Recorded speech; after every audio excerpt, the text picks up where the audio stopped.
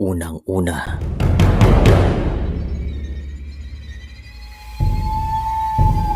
ang ilan sa mga Pilipino ay mahilig sa mga kwentong kababalagan at mayroon akong ikukwento.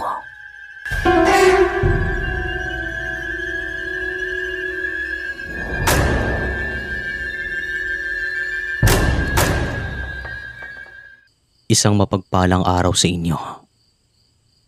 Itong karanasang ito ay hindi ko makakalimutan. Nangyari ito nung panahon ako ay nagbibinata. Hindi ko akalain na magkakaroon ako ng ganitong karanasan. Maraming salamat po sa pagkakataon na ito. Araw-araw kaming nakikinig dito at sisimulan ko na po ang kwento. Isang umaga noon, pagkatapos kong kumain ng almusal, ay inutusan ako ni Lola na puntahan ang aming tiyo na nakatira sa kabilang bayan upang manghiram ng mga kawali. Meron kasing paparating na kapistahan sa mga panahong ito, kaya kinakailangan naming maganda. Pagkatapos naman akong bigyan ng pamasahe, ay agad akong umalis. Subalit hindi po ako sumakay ng tricycle. Nang sa ganun ay mapasa akin ang pera. Medyo binilisan ko na ng paglalakad. Nang sa ganun ay hindi ako matagalan. Hindi naman ganun kalayo ang kabilang bayan mula sa amin. At isa pa, meron pong shortcut.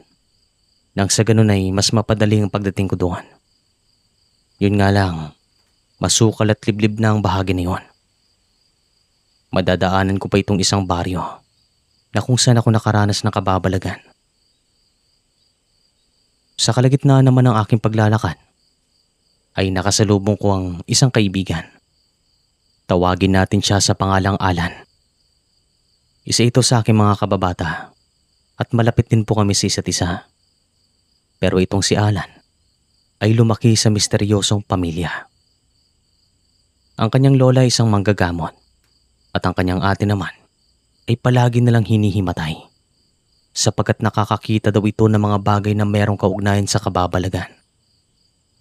Pero mabuti naman at itong si Alan ay walang ganitong kakayahan, kaya normal ang kanyang buhay. Narinig ko din sa kanya na ang tagamamana ng kakayahan ng kanyang lola ay ang kanyang ate, sapagkat nakitaan daw ito ng potensyal. Pero sa huli, nag-iba ang ihip ng hangin. At maya-maya lang, malalaman nyo rin. Tol, saan ka pupunta? Tanong ni Alan. Doon sa kabilang bayan, ihiram muna kami ng mga kawali sa aking tiyo para sa paparating na kapistahan. Sagot ko sa kanya. Ganun ba? Marami siguro kayong handa, no? Gusto mo bang samahan kita? Tanong pa niya at agad naman akong napaisip. O sige na, wala rin naman akong gagawin at para na rin na meron kang kasama. Sigurado kasing mabigat ang mga kawali. Dagdag pa niya at agad naman ako nagsabi na tama nga naman siya. Sige na nga, tara. Sagot ko naman at agad naman siyang ngumiti. Nang marating namin itong masukal na daan, ay agad namang napahinto si Alan. Uy, saan tayo pupunta? Tanong niya. Ay hindi ko pala nasabi sa'yo. Dito sana tayo dadaan nang sa ganun ay mas mapabilis ang pagpunta natin sa kabilang bayan. Meron kasing shortcut dito. Sabi ko sa kanya. Oo, alam ko. Pero masukal ng bahagi na yan. Maraming mga insekto. Baka matuklaw pa tayo ng ahas. Sagot naman niya. Mag-iingat din naman tayo. Ano ka ba? At saka maaga pa naman. Pero sige na nga. Sa kalsada na lamang tayo dadaan. Sagot ko naman. At agad naman akong lumapit sa kanya. Ay nako. Sige na nga. Diyan na tayo dumaan. Sige na. Pahabol na sabi niya. Sabay tulak sa akin. Pabalik sa aking pinanggalingan. Kaya wala na akong nagawa. Pinagpatuloy namin ang pagdaan sa masukal na bahagi. Nang marating naman namin itong gubat, ay nagsabi si Alan na kinukutuban daw ito ng masama. Nakita ko rin nanginginig ang kanyang mga kamay at pakiramdam daw niya ay merong mangyayari. Pero sabi ko, wag lang siya mag-isip ng ganon. Maliban dito, ay normal naman ang aking nararamdaman. Ang aga pa nito para dyan. Huwag kang mabahala. Malapit na rin tayo sa isang baryo. Kalma ka lang dyan. Sabi ko sa kanya at agad naman itong tumango. Hindi ko alam kung bakit ako nakakaramdam ng ganito. Parang gusto kong bumalik. Yan ang sinasabi ng aking sarili. Sabi naman niya, malayo na tayo sa kalsada. Kaunting tiis na lang, tol. At saka, huwag kang mag-isip ng kung ano-ano. Ano ba talagang iniisip mo? Tanong ko pa sa kanya. Hindi ko nga alam. Parang gusto ko talagang bumalik. Pero sige na, hayaan mo na. Baka maling akala lamang ito. Sagot naman niya at tumangon na lamang ako. At bago naman namin marating itong isang baryo, ay nakita kong pinagpapawisan si Alan. Maliban dito ay namumutla ang kanyang mukha. Tol, ayos ka lang ba? Anong problema? Tanong ko. Wala naman. Naiinitan lamang ako. Kaya ako pinagpapawisan. Sagot naman niya. Sigurado ka ha? Hayaan mo. Pag may nadaanan tayong tiyangge, ililibre kita ng maiinom. Sabi ko sa kanya at agad naman siyang ngumiti. At nang maratingan namin itong nasabing baryo, ay tumungo muna kami sa isang tindahan para bumili ng maiinom. At nagpahinga muna kami ng kaunti. At sa kalagitnaan ng aming pag-uusap, ay meron namang dumating na matanda. Nakita ko siyang patingin-tingin kay Alan na tila ba meron itong gustong sabihin. Inisip ko naman na baka magkakilala ang mga ito. Pero nung tignan siya ni Alan, ay wala naman itong sinabi. Kaya inisip ko na lamang na baka hindi magkakilala ang mga ito. Subalit kung makatitig ang matanda kay Alan, ay parang meron itong ginawang kasalanan. Tumambay pa ito sa likod namin at meron naman akong nararamdamang kakaiba sa kanya. Nakita ko naman si Alan na palingon-lingon din sa kanya. Iho, ikaw ba yung apo ni ano? Biglang tanong na matanda sabay banggit ng pangalan ng lola ni Alan. At agad naman kaming napalingon sa kanya. Nakita ko namang nakatitig lamang ito sa aking kababata. Kaya ang ibig sabihin, tinatanong niya ito. O siya ang kanyang tinutukoy. Ako po bang yung tinatawag niyo? Tanong ni Alan. At nakita naming tumango ang matanda. Bakit po? Magkakilala po ba kayo ni Lola? Tanong naman ni Alan sa kanya. Parang gano'n na nga. Matagal din kaming hindi nagkita. Sagot naman ng matanda at nagulat kami nang bigla niyang binunot ang ilan sa buhok ni Alan. Aray ko po, biglang sabi ni Alan. Meron kasing insekto. Nakuha mo siguro sa gubat. Sagot ng matanda. Sige po, alis na po kami. Meron pa po kaming pupuntahan. Sabi ko naman at agad kong hinila si Alan kasi wala talaga akong tiwala sa matanda.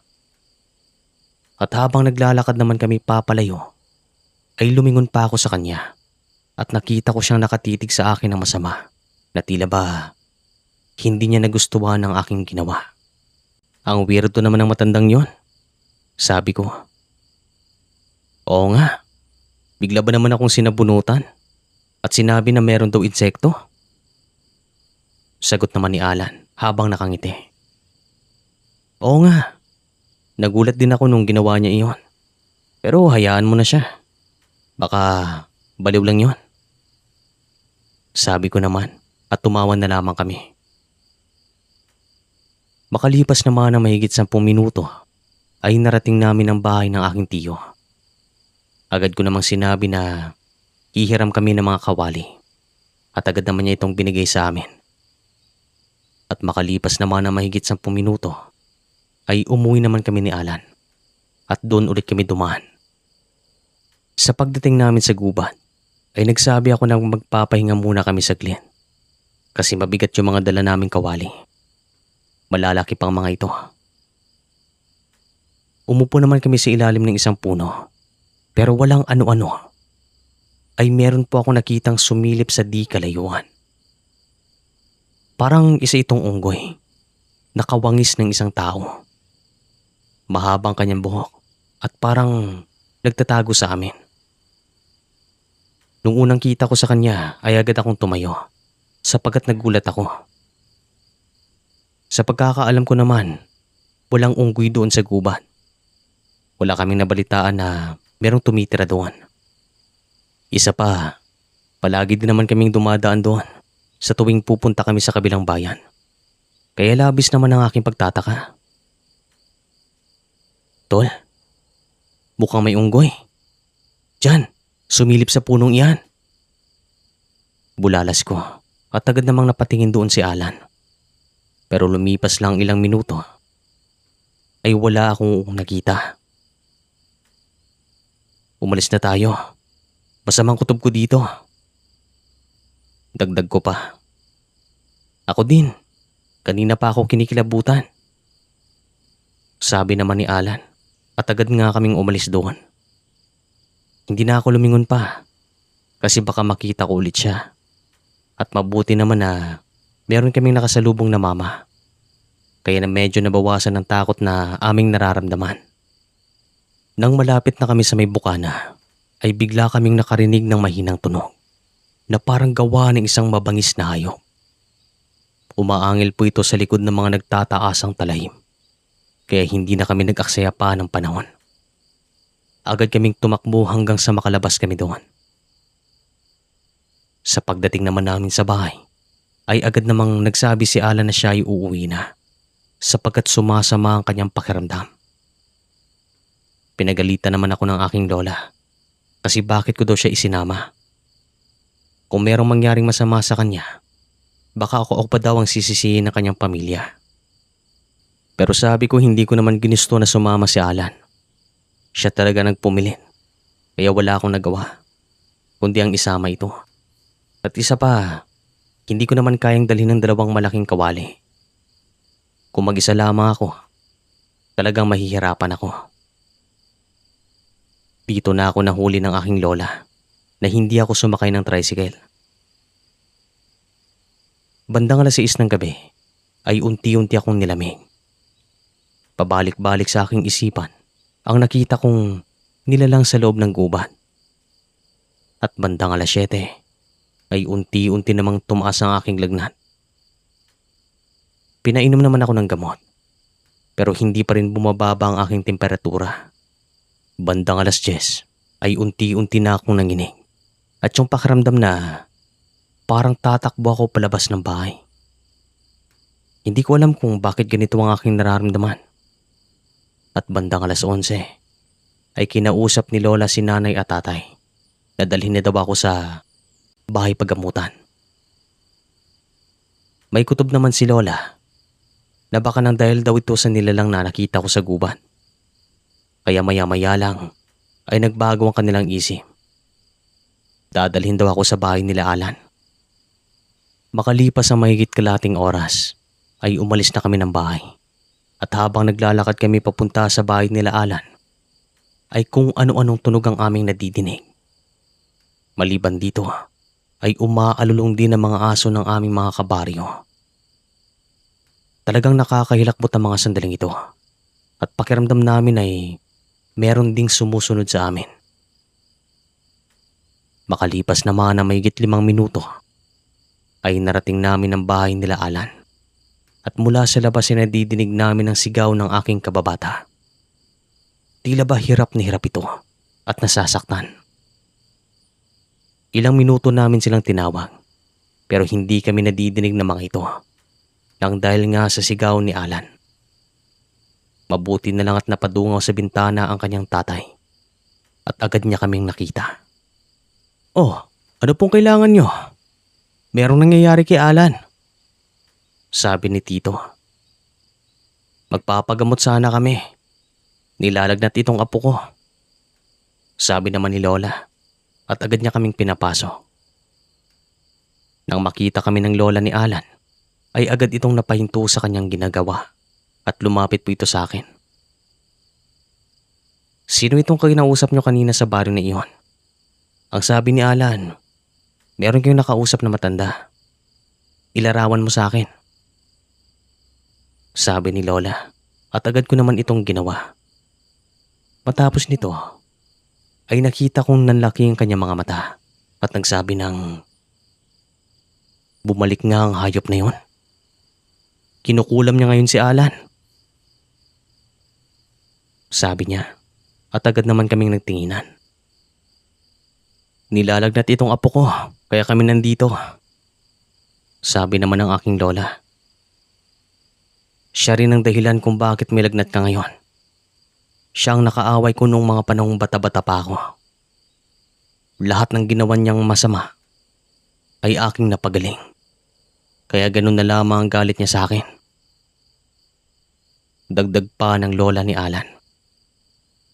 Kumusta po si Alan? Tanong ko naman. Binalaan ko ng hayop na yon. Nakausap po siya sa pamamagitan ni Alan. Maliban sa magaling itong mangkulam, ay may lahi pa itong aswang. At masasabi ko na malakas ito. Pero hindi niya ako kaya. At nang dahil sinimulan niya ang lahat ng ito, bukas na bukas ay hahanapin ko siya sa baryo na iyon. Haharapin ko siya. Dagdag pa ng lola ni Alan. Lahat naman kami ay napailing at hindi naman ako makapaniwala na mangyayaring lahat ng ito. At makalipas naman na mahigit 5 minuto, ay kumalma naman si Alan. At nakahinga ito ng maluwag. Agad naman akong ginamot ng kanyang lola. Meron itong inusal na mga orasyon at unti-unti lang namang bumaba ang aking lagnat. Nagtagal kami doon ng mahigit kalahating oras. Pinag-usapan namin ang mga naging karanasan namin ni Alan at kung paano nagsimula ang alitan ng kanyang lola at ng matandang kumausap sa amin sa baryo na iyon. Muntik na rin daw makuha ng matanda si Alan noong sanggol pa lamang ito. Nalaman ko rin na alam ni Lola at ng aking mga magulang ang tungkol dito. Pero hindi nila ito naikwento sa akin. Ganon din si Alan. Kinabukasan naman ay nagpasama sa amin si Lola ni Alan o nagpasama sa amin ang Lola ni Alan. Pero sa pagdating namin sa Tiangge na kung saan kami tumambay, ang sabi ng tindera ay hindi daw niya kilala ang matandang bumili sa kanya at yung kumausap sa amin ni Alan. Hindi man lang daw ito pamilyar sa kanya at inisip lang niya na napadaan lamang ito sa kanilang baryo. Nagtanong pang lola ni Alan kung gaano kadalas mapapadaan doon ng matanda. Pero ang sabi ng tindera, iyon ang unang pagkakataon na nakita niya ito doon. Kaya napailing na lamang kami. Sinasabi ko sa inyo, huwag na huwag lang siya magpapakita sa akin. Dagdag pa ng lola ni Alan at wala naman kaming masabi. Bumalik na lamang kami sa aming baryo at pinag-usapan pa ang tungkol dito. Pero magmula talaga sa araw na ito ay hindi na nagpakita ang matanda sa amin. Kumaling naman kami ni Alan at hindi na kami nakaranas ng anumang kababalagan. Hindi ko na rin alam ang mga sumunod na nangyari kina Alan. Kasi magmula din noon ay hindi na kami masyadong gumagala at minsan na lang kami kung magkita. Dito ko na po tatapusin ang kwento kasi hindi na rin po nasundan ang karanasan namin ito. Maraming salamat sa inyo. More power.